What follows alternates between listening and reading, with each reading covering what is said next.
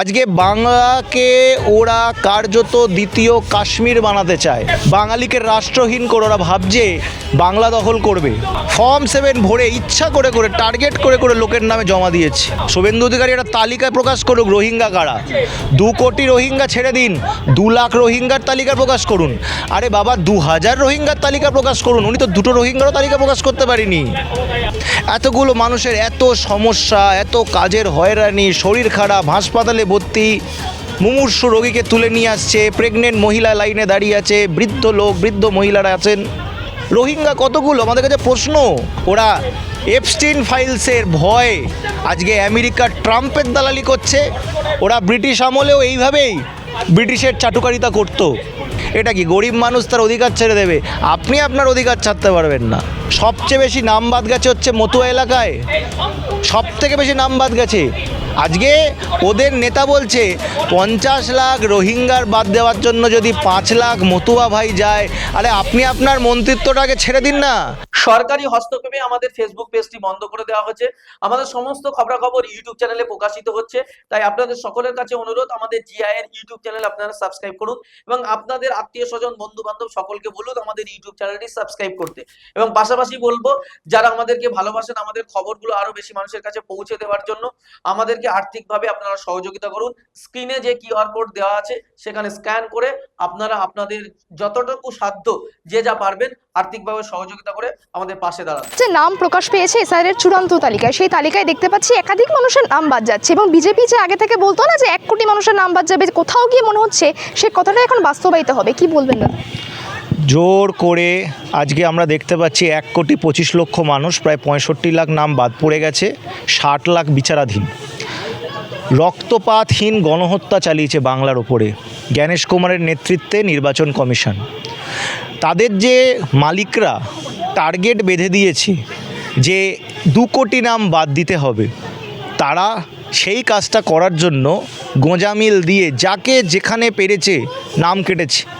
যেখানে আমাদেরকে বিশ্বকাপজয়ী খেলোয়াড় রিচা ঘোষের নামও দেখা যাচ্ছে বিচারাধীন। আজকে যে 2 কোটি রোহিঙ্গার কথা বলা হয়েছিল, এই প্রশ্ন করা হয়েছিল তাদেরকে, রোহিঙ্গা কটা আছে, অনুপ্রবেশকারী বাংলাদেশের কজন আছে, তারা কিন্তু বলতে পারছে না। আজকে এতগুলো 150-র ওপর মানুষের হত্যা হয়ে গেল, এতগুলো মানুষের এত সমস্যা, এত কাজের হয়রানি, শরীর খারাপ, হাসপাতালে ভর্তি, মুমূর্ষু রোগীকে তুলে নিয়ে আসছে, প্রেগনেন্ট মহিলা লাইনে দাঁড়িয়ে আছে, বৃদ্ধ লোক, বৃদ্ধ মহিলারা আছেন। রোহিঙ্গা কতগুলো আমাদের কাছে প্রশ্ন। বাংলাদেশে অনুপ্রবেশকারী কতগুলো? দেখা যাচ্ছে মতুয়া, রাজবংশী, আদিবাসী, বাঙালি মুসলমান, বাঙালি হিন্দু, সব তো নাম তালিকা, সবেই বাংলাদেশি তো পাওয়া যাচ্ছে না কিছু। এই প্রশ্ন জবাব দিতে হবে। আজকে বাংলাকে ওরা কার্যত দ্বিতীয় কাশ্মীর বানাতে চায়। বাঙালিকে রাষ্ট্রহীন করে, বাঙালিকে বেনাগরিক করে যে মডেল আসামে চলেছিল, যেই মডেল আসামে ওরা চালিয়েছিল, যখন সর্বানন্দ সোনোয়াল মুখ্যমন্ত্রী এবং পরে হেমন্ত বিশ্ব শর্মা ভোটার করে তাদেরকে এই ডিটেনশন ক্যাম্পে ঢুকিয়ে যেভাবে আসামে অত্যাচার করা হয়েছে, সেই মডেলটা এখানে নিঃশব্দে চালু করেছে।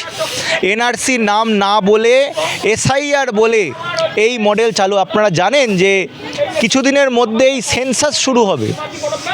সেন্সাস শুরু হবার কথা এই মার্চ মাস থেকেই। আমাদেরকে হেমন্ত বিশ্ব শর্মা কি বলেছে? বাংলা ভাষায় যারা কথা বলে তারা তো বাংলাদেশি। তো আমাদের এই যে আজকে যে 1,25,00,000 অলরেডি ছাপ পড়ে গেল, এবার যখন সেন্সাস হবে তখন এটা পার্মানেন্ট ইঙ্ক দিয়ে ছাপটা পড়ে যাবে। এরপর হবে ভোটার। এবার বলবে না আপনারা তো ভোট দিতে পারবেন না। তারপরে ভোটটা মিটে গেলে পরেই হবে হচ্ছে ডিটেনশন ক্যাম্পের গল্প আসবে। বাঙালিকে রাষ্ট্রহীন করে ওরা ভাবছে বাংলা দখল করবে। ওরা বাংলার ইতিহাস জানে না, ওরা বিনয় বাদল দীনেশকে চেনে না, ওরা বাঘা যতীনকে চেনে না।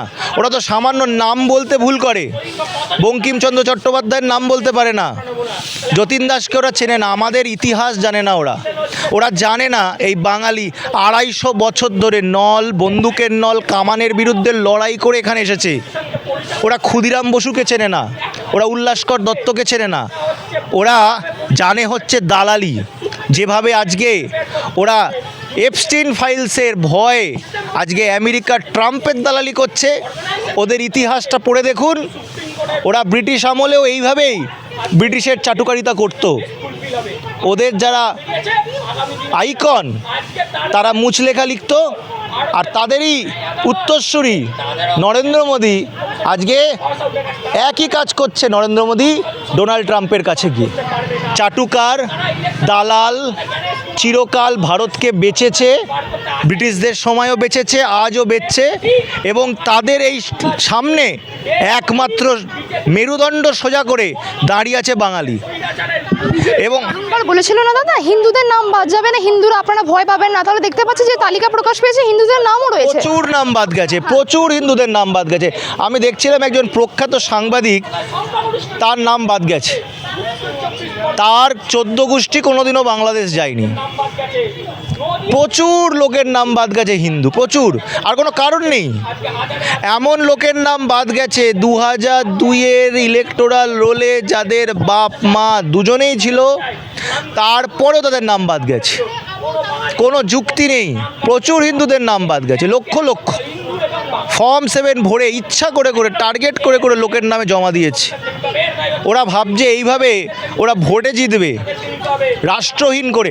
আজকে যদি বিজেপি এতটাই কনফিডেন্ট থাকে, তাহলে এটার প্রয়োজন কী ছিল? আমার প্রশ্ন, এটার প্রয়োজনটা কী ছিল?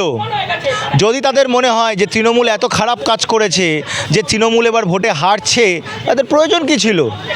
বুকে দম নেই লড়ার, ক্ষমতা নেই। এটা কি আমি খেলে হারবো বলে আমি আগে থেকে খেলার নিয়মটাই পাল্টে দেবো? এটা কি এই জিনিস করে জিতবে? বাংলায় এসব জিনিস করে চলে না, বাংলা কখনো এসব মেনে নেয় না। বাংলার 5 জনের সঙ্গে এক করবেন না। বাংলা কি জিনিস আগামী ভোটে আপনারা বুঝতে পারবেন। বিজেপি যে বারংবার বলেছিল না যে 200 পার করবে, তাহলে কি সেই প্রক্রিয়াটাই এবার বাস্তবায়িত হবে দাদা? যেভাবে নাম বাদ পড়ছে সাধারণ জনগণ, ওদের দেখুন, এত কিছু করার পরে ওদের বডি ল্যাঙ্গুয়েজ দেখুন। ওরা যে খেলা শুরু হওয়ার আগেই হেরে গেছে, সবচেয়ে বড় প্রমাণ। যদি ওরা 200খানা সিট জিতে এবারে পশ্চিমবঙ্গে সরকারে আসার কথা হয়, তার সবার আগে প্রমাণ হবে এই যে কদিন আগে ইউনিয়ন বাজেট হয়ে গেল, সেখানে ওরা বাংলাকে ভরিয়ে দিত। কারণ 1 মাস পরে তো মমতা বন্দ্যোপাধ্যায় সরকার চলে যাবে, আর বিজেপির সরকারই আসবে। তো বিজেপির সরকার এলে পরে সেই টাকাগুলো তো বিজেপির সরকারই নিতে পারবে। কিন্তু ওরা কিচ্ছু দেয়নি, কারণ ওরা জানে ওরা আসছে না। ওরা জানে ওরা আসছে না, তো বেকার ইনভেস্টমেন্ট কেন করবো? ওরা খুব ভালোভাবে জানে ওরা হারছে। যে রোহিঙ্গাদের নাম বারংবার করে শুভেন্দু অধিকারী বা তার দল নিত, তাহলে কি রোহিঙ্গা কারা এখন বোঝা যাচ্ছে? তাহলে কি যারা হিন্দু, যারা বৈধ নাগরিক, তারাই কি রোহিঙ্গা দাদা? এই প্রশ্নটা শুভেন্দু অধিকারীকে করতে হবে। শুভেন্দু অধিকারী একটা তালিকা প্রকাশ করুক রোহিঙ্গা কারা। 2 কোটি রোহিঙ্গা ছেড়ে দিন, 2 লাখ রোহিঙ্গার তালিকা প্রকাশ করুন। আরে বাবা, 2000 রোহিঙ্গার তালিকা প্রকাশ করুন। উনি তো 2টো রোহিঙ্গারও তালিকা প্রকাশ করতে পারেনি। মিথ্যা কথা বলে বাঙালিকে বেনাগরিক। আজকে ওরা রোহিঙ্গা কাকে বলছে? ওরা মতুয়াদের রোহিঙ্গা বলছে। রাজবংশীদের দেখুন গিয়ে মতুয়া অঞ্চলে কতগুলো করে নাম বাদ গেছে দেখুন, এক একটা জায়গায় কত কত করে। সবচেয়ে বেশি মুর্শিদাবাদে নাম বাদ গেছে, আর তারপর সবচেয়ে বেশি নাম বাদ গেছে হচ্ছে মতুয়া এলাকায়, সবথেকে বেশি নাম বাদ গেছে। আজকে ওদের নেতা বলছে 50 লাখ রোহিঙ্গার বাদ দেওয়ার জন্য যদি 5 লাখ মতুয়া ভাই যায়। আরে আপনি আপনার মন্ত্রিত্বটাকে ছেড়ে দিন না, যে আমার মতুয়া ভাইরা সবাই নাগরিকত্ব পাবে, তারপর আমি মন্ত্রী হব। আপনি ওদেরকে বলছেন ভোটাধিকার ছেড়ে দাও, সব ছেড়ে দাও। আপনি আপনার মন্ত্রিত্ব ছাড়তে পারছেন না। আপনি মন্ত্রী হয়ে দেশ বিদেশে বেশ মজায় আনন্দে করে যাচ্ছেন আপনার পরিবারকে নিয়ে। এটা কি গরিব মানুষ তার অধিকার ছেড়ে দেবে? আপনি আপনার অধিকার ছাড়তে পারবেন না।